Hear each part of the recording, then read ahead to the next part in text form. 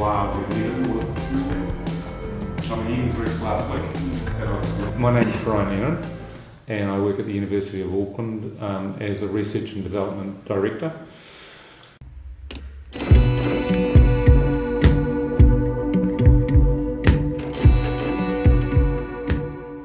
One is to take research findings into practice and make sure that they're used, because it's all very well writing a book or an article, but that doesn't mean it's going to actually get used. So the first and most important point is that research findings are used rather than just produced.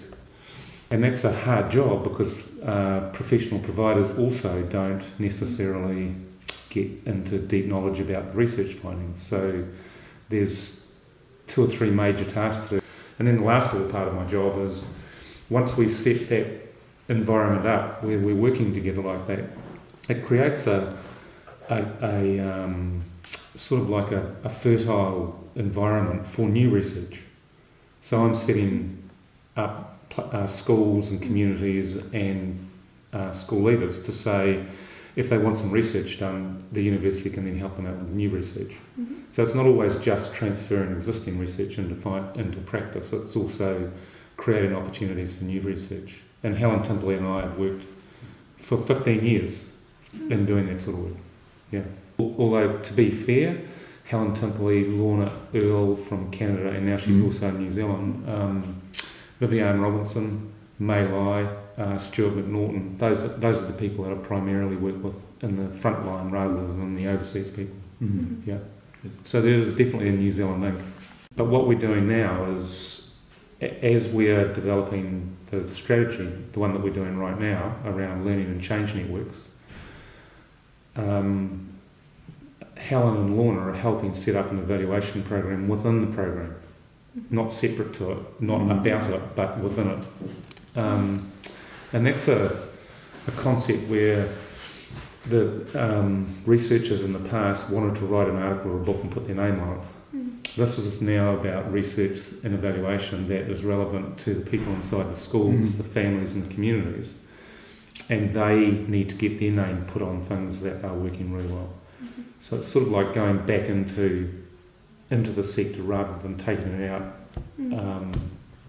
It's a subtle shift. You still need the evaluations of the programs, but if we can build internal capability to inquire, which is research and evaluation, if those school leaders, the teachers, the families and the kids are going to do some internal evaluation of their own work, they'll benefit from it far more than a professor who writes a book and publishes it internationally. It's a rare breed of researcher that you can find to do those two things, but those are the people that will make the difference in your research and development programs. Critical researchers are not necessarily suited to that type of work. Sure, you've got to be critical, but the critical part for this work is how do you then improve what's going on. There is about 100 schools involved in a program.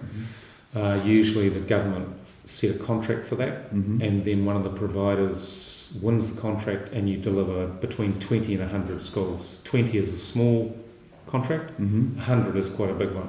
Okay. The one we're currently doing is 300 and will go up to 400, so it's a very big contract. Yeah. It's about 25% of schools in New Zealand. There's 2,400 schools in New Zealand, so we'll be ending up working with a lot.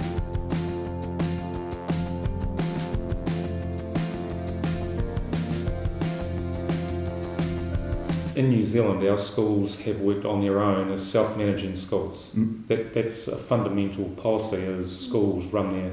Each school has a board of trustees and that runs what happens inside the school. They lead that school.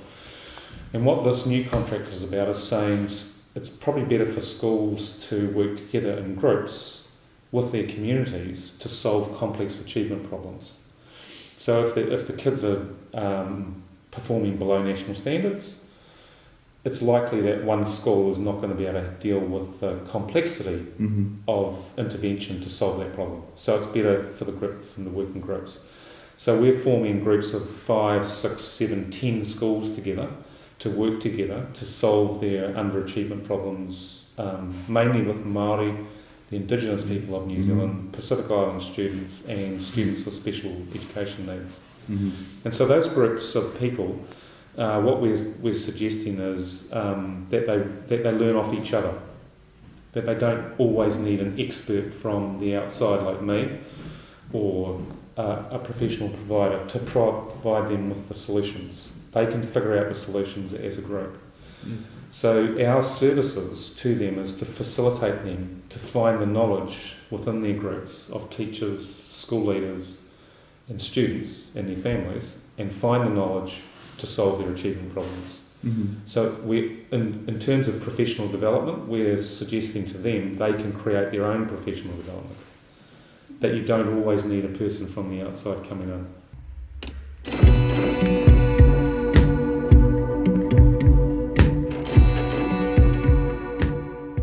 So the Ministry of Education goes around the country and has a look at the schools for their achievement levels, and then suggests to groups that they might want to form a group, or a group have heard about the Learning and Change Networks program, and so they approach the Ministry and say they want to join the program. So there can be two ways of happening. One is the Ministry goes out and talks to them, or the other is they go into the Ministry and talk to the Ministry. And when the Ministry and the schools have talked together for 6 weeks, they're also going to take ownership of how to solve it, you've got a much higher likelihood of success than if all the adults around the outside are having the discussions without the kid. Because most interventions that have been designed in schooling improvement have been done by people like us with school leaders and professional providers, and the students don't even know anything. The teachers and the leaders in this program are inquiring with those people at every step. So learning what to change, planning to change and changing things, that's a student's job. It's also a teacher's job, and it's also a leader's job. So they've all got to learn and change.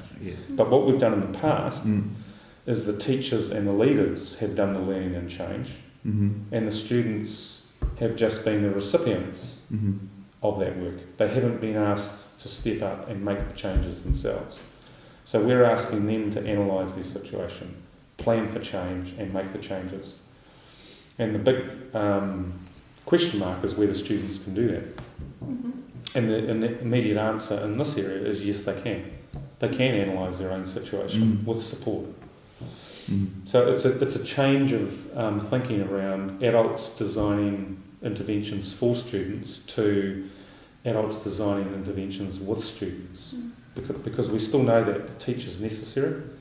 They still need to learn how to comprehend what they read. They still need to learn their mathematics, so the teaching component's very important. But understanding that the learners are active in their own learning. Now we're asking them to design things with these people. So the evaluation is collegial evaluation. And some of these need to be designed by the people inside the program, not by Helen and Warner in an office. So it's a shift for everybody. Everybody's got to start changing. It's not just the kids who have to change. The time commitment is considerable, but it's no more considerable than traditional professional development, because principals and teachers are still involved in professional development of some sort. This is a different type of professional development, but it's no more time consuming than the last version. All that happens this time is that the kids are actually involved in it, not left out of it. Lots of things that happen in schooling systems, why do the adults think that they have to do it for the kids rather than the kids? And we also want the kids to evaluate. So they can talk about what goal did they set, what did they do to achieve their goal, and what was the outcome in terms of their engagement and their outcomes. So it should work for the students, the teachers and the leaders. So when our Minister of Education, Hekia Parata, talks about priority learners, she talks about our Māori students in 15-year-old reading literacy being 34th in the standings in the world, and our Pacifica students being 44th in the world. And our job, she says to the audience, is we want our kids up where the rest of the population is. That's your job, do it. Mm-hmm. So there's a very close link between this program Mm-hmm. and those results. Now, just making those kids work harder and work longer and make the teachers teach better is not going to solve that problem. Mm-hmm. What's going to solve that problem is exciting those students, making learning an exciting thing that they want to engage in. So that's, and the minister was really keen on programs like this being introduced that excite the kids and not just work them harder.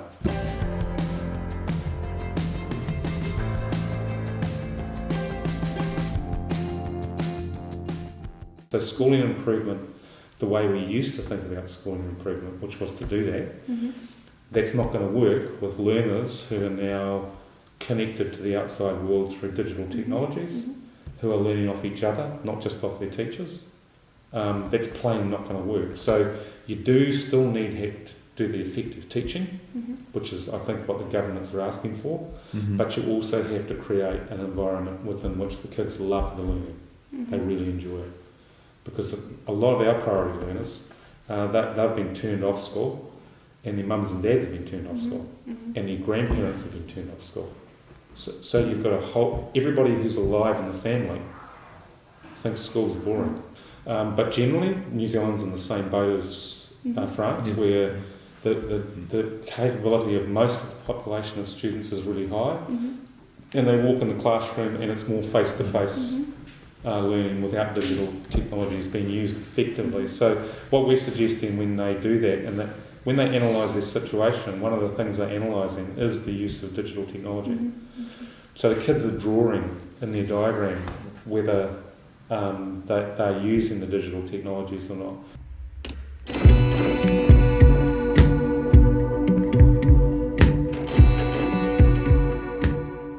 We've got a Centre for Educational Leadership. Viviane Robinson is the academic director. I'm the business director. And then there is a director of the program called Linda Ben-Dixon. Now, Linda Ben-Dixon's very similar to me, where her job is to take research in leadership and help leaders understand that program of what constitutes effective leadership. A lot of the research that went into that centre came from a best evidence synthesis that Viviane Robinson wrote with colleagues, and it got all of the evidence of effective leadership from around the world and condensed it down into what were the dimensions of effective leadership. And one of the biggest dimensions, one of the most important ones, is that people learn, leaders learn with teachers. That was one of them. Another one was that the leaders provide strategic support to what's happening in the classrooms. So instead of just being tied to the classroom as instructional leaders, they became strategic resourcing agents to make sure that the right number of teachers, the right number of teacher aides, the right reading materials, all of that stuff, good decisions are made around that stuff. And a lot of leaders in our country have not had high capability in that area. So when a professional development program comes in, and you provide a professional development program to the school, the principal is either involved in that professional development program or sets aside from it, and it just happens. So Linda Ben-Dixon, she sets up several different programs for New Zealand leaders, and one of them is a first-time principals program, where if you become a principal of the school, you have the choice to go on this program. Now, most New Zealand principals who become first-time principals go on that program, and they're taught the basics of how do you manage and lead a school, and then it goes into much more from the management side of things, into the deep leadership around how do you support instruction, how do you provide strategic support.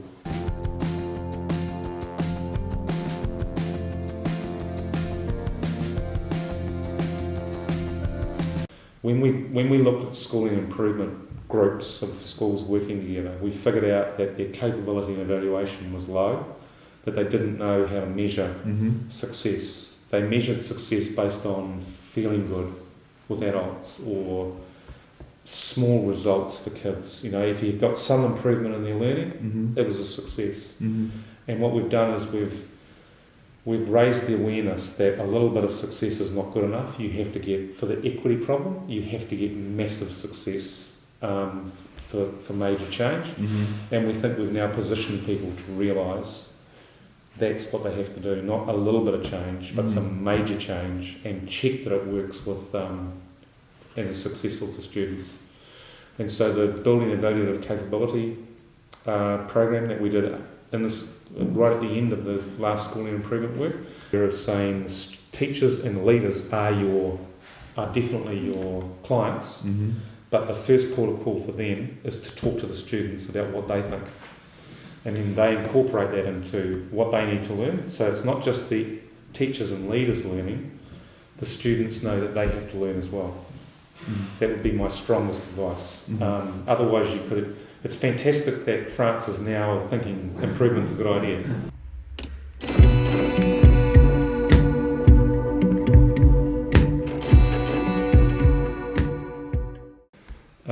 I think it's fantastic that the reform agenda for France has moved into improvement for students, particularly for the students who struggle with learning in certain ways. And I guess if I was going to give you one message, it would be that those students and their families are capable, exciting, wonderful French children and families, and if you leverage off their capabilities and the teachers and the leaders work with them to realise that they're quite capable, that would be a better starting point than calling them a problem. We've had 20 years of trialling schooling improvement work. That's the latest idea, and it's probably the most important idea, is to include the students as capable people in making their own interventions.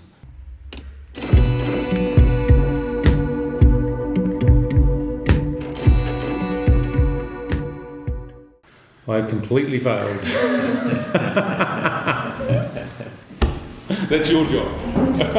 Thank you, William. Thanks a lot. Okay. Thank you very much.